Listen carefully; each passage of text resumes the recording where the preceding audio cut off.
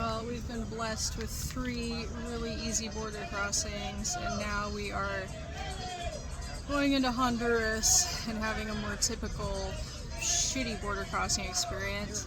The lady at the window was so rude to me, and she took my money and didn't give me change. You know, the guys swarmed us to try to help out. Not so bad, but Eric accidentally made eye contact with them, and like 3 different guys jumped up off the wall to try to help us. And we've already been here for 2 hours.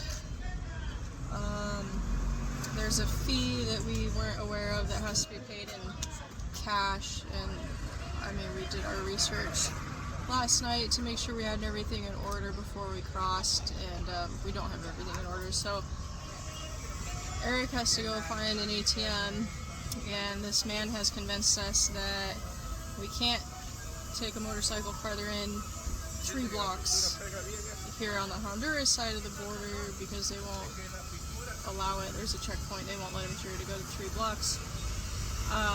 And there's an ATM just back across the border in El Salvador, and supposedly we won't be able to take the motorcycle that way either because we've already stamped out of El Salvador.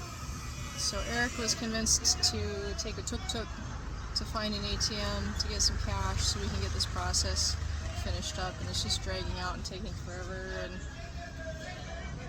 some lady came out sweeping the dirty street, and it's just like sweeping this giant cloud of like dirty dust ball right into my face. Fortunately, Eric did go.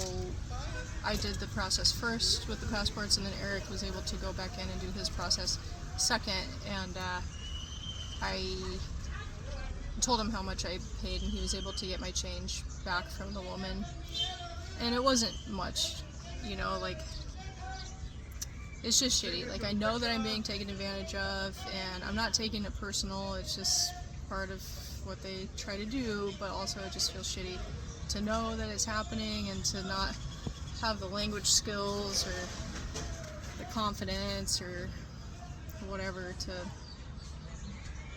not let that happen. But it is what it is. We're gonna get out of here, I hope, soon, maybe.